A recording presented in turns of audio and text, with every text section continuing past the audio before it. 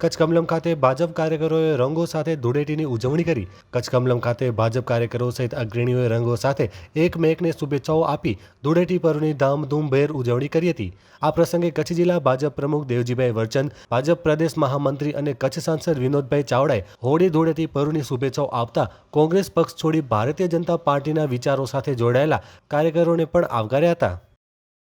સૌ પ્રથમ તો હોળી અને ધૂળેટીના પર્વની હું સૌ કોઈને હૃદયપૂર્વકની શુભકામના અને શુભેચ્છાઓ પાઠવું છું। આજે કચ્છના કમલમ મધ્યે અમારા અનેક કાર્યકર્તાઓ અનેક લોકોની ઉપસ્થિતિની અંદર આજે ખૂબ ઉત્સાહ સાથે આજે ધૂળેટીના પર્વની ઉજવણી કરી છે। અનેક રંગો સાથે જેમ આપણું જીવન રંગાયેલું છે એવા રંગોની અરસપરસ બધાને આપલે કરીને આજે આ કાર્યની ઉજવણી કરી છે। અને સાથે સાથે વિશેષ રૂપે આજે જ્યારે યુથ કોંગ્રેસના અનેક કાર્યકર્તાઓ ભારતીય જનતા પાર્ટીમાં આજે સામેલ થયા છે એમને હું હૃદયપૂર્વકની શુભકામના શુભેચ્છા પાઠવું છું।